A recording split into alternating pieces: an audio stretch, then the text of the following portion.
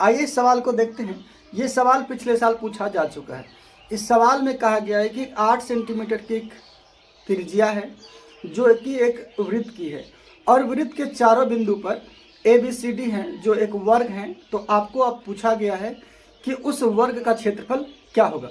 इस सवाल से हम लोग मेन सवाल तक पहुंचने का प्रयास करते हैं कि पूछा क्या गया है। बनाने का प्रयास करते हैं कि यहाँ से अगर यहाँ सटा दें इसको मैच कर दें और इसको यहाँ से मैच कर दें तो क्या हमारे पास एक वर्ग नहीं बन के आ गया।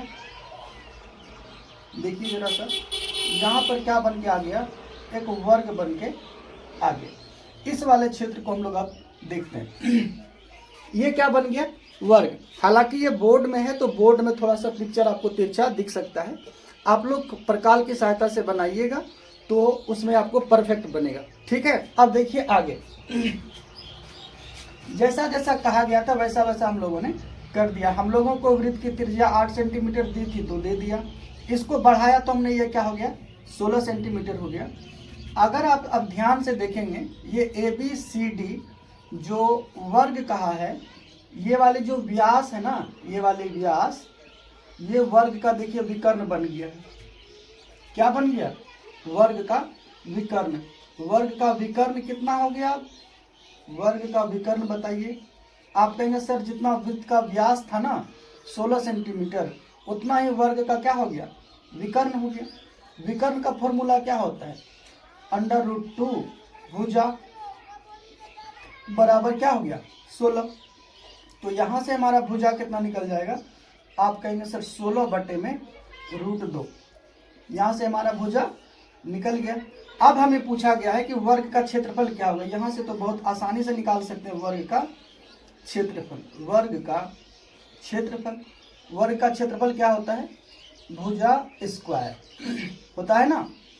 भुजा कितना हमारा 16 बटे √2। इसको 2 बार लिख देंगे, इसको स्क्वायर कर लेते हैं पहले, फिर लिखिए 16 बटे 2 √2 गुना 16 बटे √2।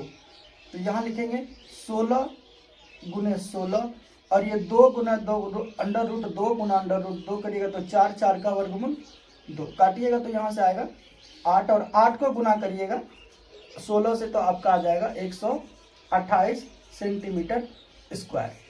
उम्मीद है सबसे पहले कहा गया है कि इस वृत्त की जो त्रिज्या है वो 8 सेंटीमीटर है। तो हम ये मान के चले कि यहाँ से यहाँ तक की जो दूरी होगी वो 8 सेंटीमीटर की होगी। क्या होगी, वृत्त की जो त्रिज्या होगी वो दी गई है कि वृत्त की त्रिज्या दी गई है जिसको हम लोग R कहते हैं, वो दी गई है 8 सेंटीमीटर।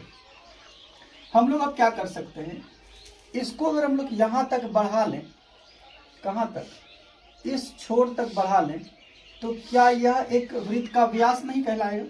आप कहेंगे सर ये तो वृत्त का क्या बन गया, व्यास बन गया। तो वृत्त का व्यास क्या होगा,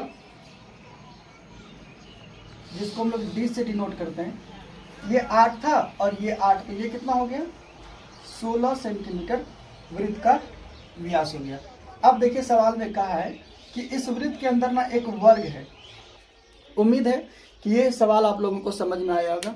बहुत अच्छा सवाल है, आप लोग देखिएगा, या हो सकता है कि इसका डेटा चेंज करके आपको कुछ नए सवाल इस पर बना दें। सवाल अगर समझ में आया होगा तो कमेंट में हाँ या ना लिख दें और अच्छी लगी होगी तो लाइक एंड शेयर कर दें।